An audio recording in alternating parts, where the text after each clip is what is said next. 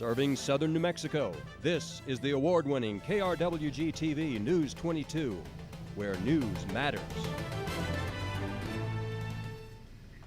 Good evening, everyone. I'm Hannah Hunter. And I'm Tristan Tamez. A Homeland Security agent is recovering tonight after being struck by a vehicle. Spokesperson for the Department of Homeland Security confirmed the incident occurred after Las Cruces police closed parts of Farney Drive yesterday. The injured agent said a suspected undocumented man backed up a vehicle and struck him around 4 p.m. The investigation is ongoing. This man is headed to prison tonight after killing his 2-year-old son. Ricardo Soto was convicted today of intentional child abuse, resulting in the death of 2-year-old Jeremiah Navarez in June 2018. Authorities found the baby unresponsive with trauma to the side of his head. Soto ran away to Mexico, but border agents caught him when he tried to cross back into the U.S. in late 2018. Soto is facing a mandatory life sentence. $600,000 worth of cocaine was seized by Customs and Border Protection officers this Tuesday. The apprehension took place at the Bridge of the Americas border crossing. The suspect, a 46-year-old male, was arrested after a screening by CBP canine units and an X-ray which revealed nearly 55 pounds of cocaine hidden within his vehicle. The U.S. citizen was turned over to Homeland Security pending charges for the failed smuggling attempt. And Hannah, can you tell us a little bit about the cloudy weather we had today? Well, Hannah, it definitely was cloudy today, and it is still cloudy as we speak right now. Taking a look at our current conditions, we are seeing mostly cloudy skies with a temperature of 67 degrees. Those winds coming from the east-southeast at 8 miles per hour. Humidity, it's a little sticky outside at 56%, our dew point at 52 degrees, and our barometer reading at 29.99 inches.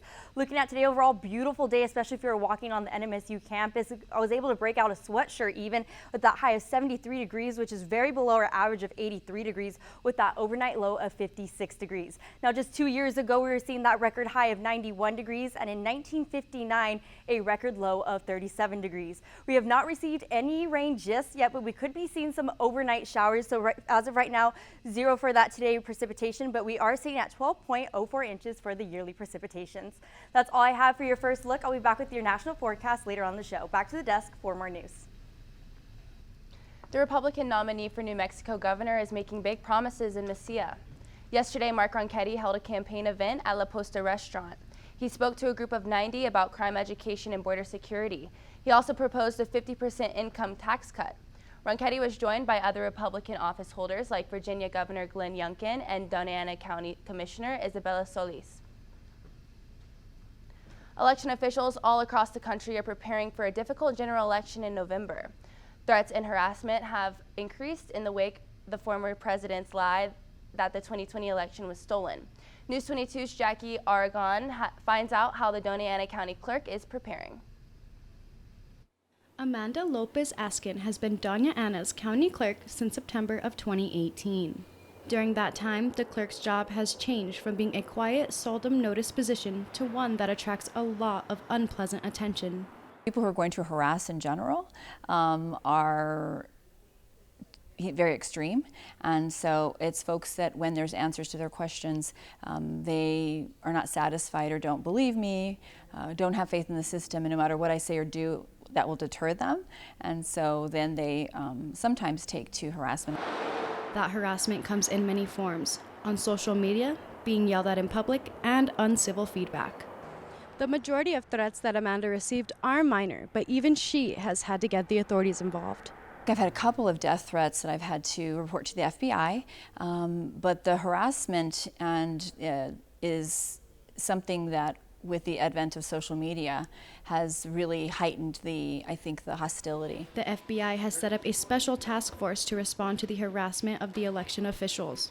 The purpose, according to the U.S. Department of Justice website, is to address threats of violence against election workers and to ensure that all election workers be permitted to do their job free from threats and intimidation.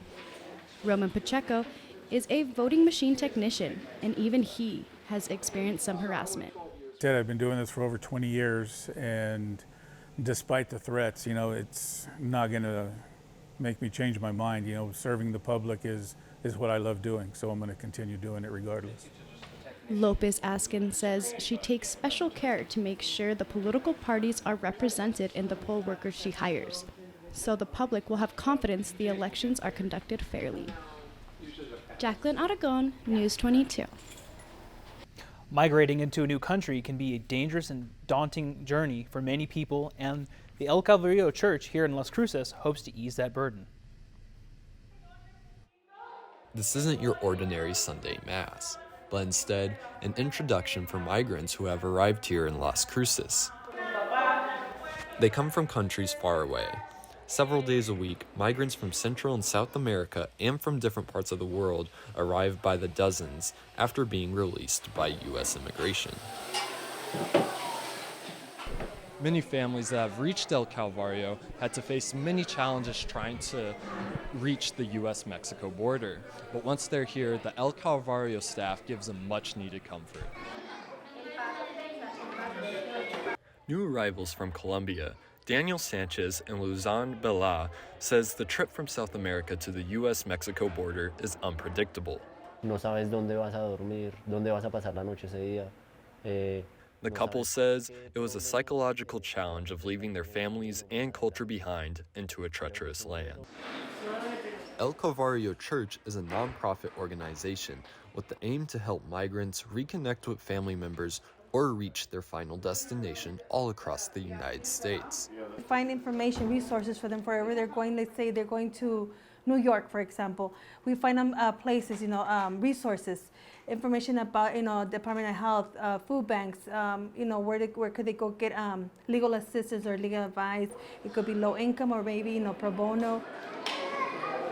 No matter the distance nor the number of mouths to feed, El Calvario volunteers will be there to help. Jaden Awan, News 22. El Calvario also needs your help. They're accepting donations of winter clothing, shoes, and food, which can be dropped off at the back of the church on 316 North Campo Street. Stay tuned. Hannah will be back with your national forecast.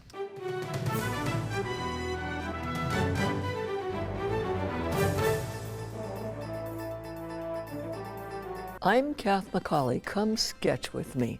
Pocket sketching's a fun and easy way to learn watercolor, but in an art form that's totally portable, can be done in 25 minutes or less, and needs no setup or cleanup. You can do it, and I can help. Each show teaches techniques so you can quickly create your own sketches unique to your personal experience. Learn enough to play for a lifetime on pocket sketching. Saturday morning at 9:30 on KRWG Public Media. Empowering, transformational, and accessible, with modifications clearly explained, Indie Yoga is an immersive experience. Diverse classes take you through atmospheric landscapes and soundscapes, using your breath, your body, and your self-awareness as a tool to connect to something bigger. Saturday morning at 6:30 on KRWG Public Media. Welcome back. You're watching News 22 Thursday, where news matters. Hannah, do you think you can tell us the latest on Hurricane Ian? Yes, and I definitely can. As you can see behind me, the damage here is extensive and the death toll is rising from Hurricane Ian. This video is from Arcadia, and homes are completely submerged, and officials are saying the hardest hit areas may have over 6 feet of water. Playgrounds are vacant of children and cars were abandoned with no regard. Cleanup efforts are underway, and the first field hospital just opened up in Lee County this week.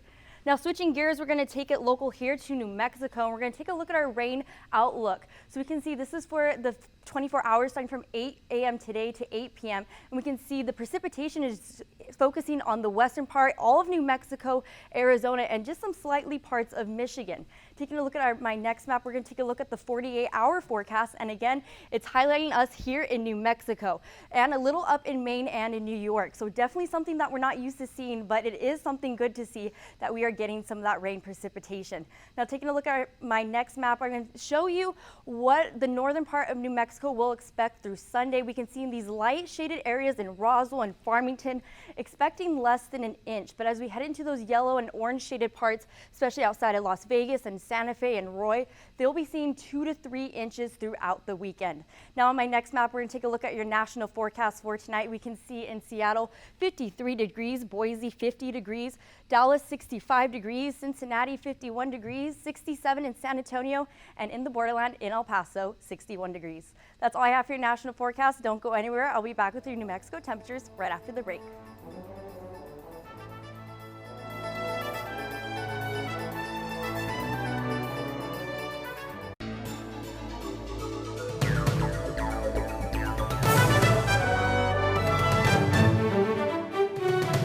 Hi, this is Christopher Kimball, and welcome to Milk Street Television.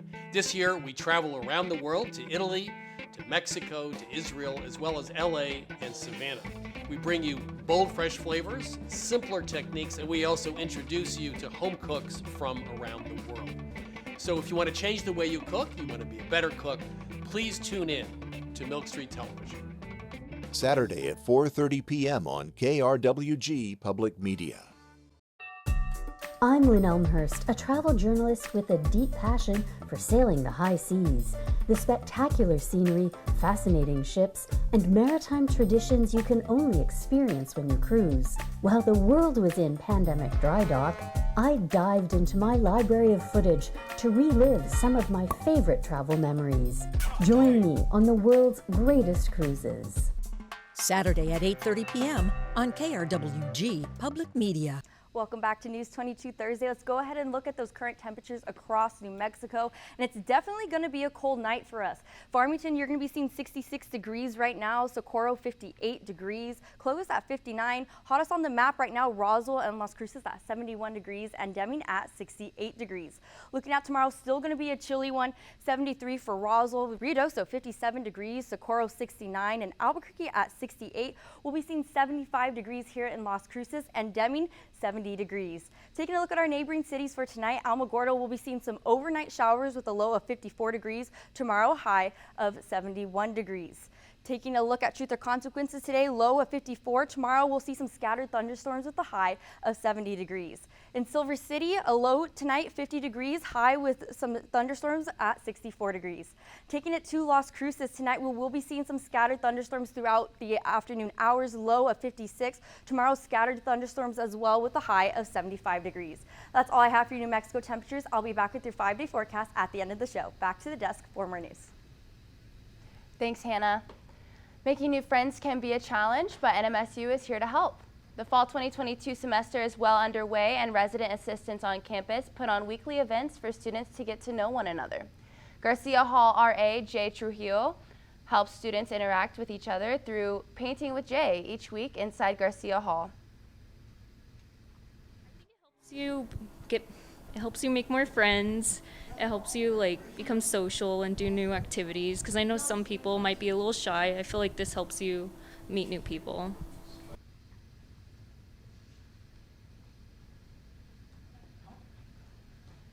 The weekly meetups behind Jay's activity allows for some new friendships to be built. The school year has only just begun, and utilizing Crimson Connection can help students find activities on or off campus and get into the Aggie spirit and meet new people. And Alex Baca is next with sports. Thanks, Hannah. Coming up in sports, more accolades for the Aggie golf program. Stay tuned. News 22 Sports is next.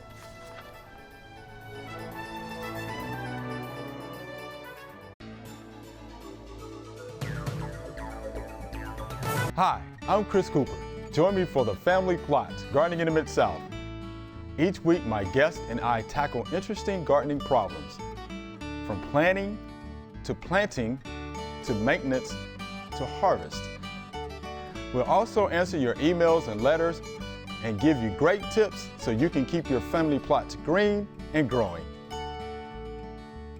Saturday at 12 noon on KRWG Public Media. I'm Lisa Steele, author, blogger, and fifth-generation chicken keeper.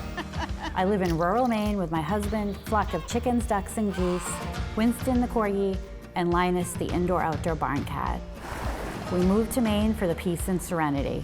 We wanted a simpler life and to step back in time where there are still corner stores and your neighbors still know your name. Thursday at 2 p.m. on KRWG Public Media. This is KRWG-TV News 22 Sports.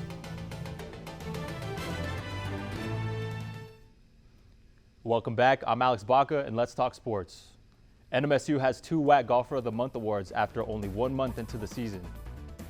Senior Garrison Smith and junior Alliston Gastelum both received WAC honors for the month of September. Smith finished 3rd in both invitational events last month, including a career low round shooting a 65 in Colorado Springs. Gastelum continues to play stellar golf herself, recording 13 birdies at the Golf Week Red Sky Classic. She finished in the top 10 for the 3rd time in a row, placing 8th in yesterday's Golf Iconic Classic at the NMSU Golf Course. The Aggie women's volleyball team is headed into the Lone Star State for a pair of games against Sam Houston State and UTRGV this weekend. Last week, the Aggies split a pair of matches in the Pan Am against Utah teams. The ladies defeated Southern Utah 3-1 last Thursday before falling 3-1 to Utah Tech 2 days later. The Aggies have improved to 9-6 overall and 2-2 in conference play. They'll play Sam Houston on Saturday before traveling to Edinburgh on Monday to face Rio Grande Valley. The Aggie soccer team is looking for a winning streak as they welcome Southern Utah. NMSU is coming off 2 wins against Tarleton State last week, Abilene Christian earlier this week, and are looking to make it 3 against the Thunderbirds. The women are sitting good at 6-3-3 and an impressive 5-2 at home. The Aggies will take on Southern Utah tomorrow at 7 p.m. at the NM State Soccer Complex. NMSU Athletics has just announced that certain games will be broadcasting in the Navajo language. The department announced today that they will be working with multimedia rights partner Learfield. The in-state rival games against UNM will be called in both English and Navajo, starting with the football team's upcoming game next week on October 15th. Expect more for the men's basketball game on December 3rd when they face the Lobos in Las Cruces. Kyler Frank will handle the play-by-play announcing for both games. And that's all for sports tonight. Join us for more sports action next week. Still ahead on News 22, Hannah will be back to take a look at your 5-day forecast. Join KRWG Public Media as we partner with KOB4 to present a gubernatorial debate featuring incumbent Democratic candidate Michelle Lujan Grisham and Republican candidate Mark Ronchetti. The candidates will answer questions on issues facing New Mexico. Tune in to KRWG Public Media for this Election 2022 special Thursday at 7 p.m. right here on KRWG Public Media. I knew I was Indigenous, but I didn't really know what Indigenous meant. My first job in the fields was beets. Cutting tomatoes? In the chili. We came to this country to pave new roads, to build better communities for ourselves. My mom's eyes and hopes are on me right now. If I don't accomplish something, I feel like I'm just letting her down. If you're willing to begin new journey, but without forgetting your culture, we have to do that. Sunday at 5 p.m. on KRWG Public Media. Now let's take a look at our 5-day forecast. Taking a look at our 5-day forecast, we're going to be those mid-70s for the entire week with lows in the mid-50s. Definitely rain showers throughout the entire week. Definitely not a week to wash your car, but keep an umbrella heavy. Back to Hannah to end us off. And that's all for News 22 Thursday. Thank you everyone for joining us tonight. Tune in next week for more news. I'm Hannah Hunter. And I'm Tristan Tomez. And from the whole News 22 team, Hannah, Alex, and myself, good night.